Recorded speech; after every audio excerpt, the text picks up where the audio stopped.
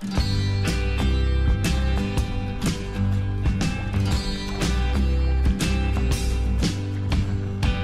assalamualaikum warahmatullahi wabarakatuh. Ya, seperti biasa, salah satu kendala dalam budidaya lele adalah lele mengambang ya, lele mengambang atau upacara ya, bisa dikatakan. Penyebabnya adalah salah satunya adalah amoniak ya, kadar amoniak di dasar kolam yang tinggi akibat hujan maupun akibat sisa pakan lele dan juga akibat dari feses dari ikan lele tersebut yang kemudian terkumpul dan menyebabkan kadar amoniak naik di dalam kolam. Nah, untuk mengatasinya kita bisa kemudian melakukan pengurasan air kolam. Jika kadar amoniaknya sangat tinggi, maka bisa kita kuras hingga 80% ya, atau bahkan 90%. Nah, tapi jika kadar amoniaknya dirasa masih rendah, terutama jika bau kolam tidak terlalu menyengat sekali, maka bisa hanya dikurangi 30-40% saja. Nah, sini saya sudah sedang melakukan pembuangan ya, bisa dilihat itu adalah kadar amoniak. Jadi kadar amoniak tidak bisa diatasi kecuali dengan cara dibuang ya, bukan dengan obat-obatan dan yang lainnya. Kecuali kalau memang lele itu menggantung karena sakit atau yang lainnya, karena faktor penyakit, bakteri maupun virus, nanti bisa diatasi dengan obat-obatan atau jamu-jamuan.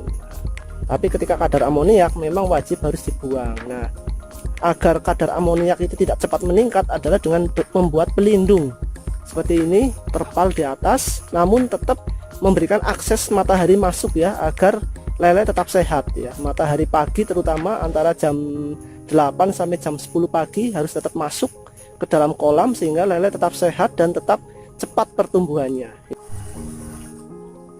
Ya, setelah kita buang airnya hingga sekitar 70% lebih ya, lalu kita isi dengan air baru, air bersih ya, namun dengan debit air yang jangan terlalu cepat ya. Jadi dengan selang seperti ini, dengan debit air yang seperti ini, sehingga lele tidak stres.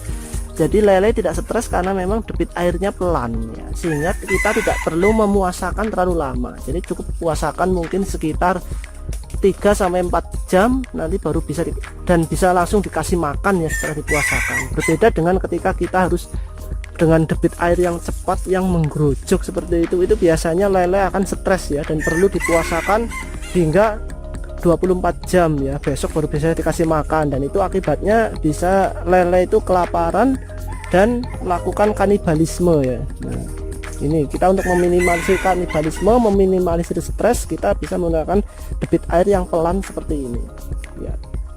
Demikian tips hari ini untuk bagaimana cara agar amoniak kolam bisa turun drastis dan juga agar lele tetap sehat, tidak mengambang dan tidak kembung ya akibat amoniak.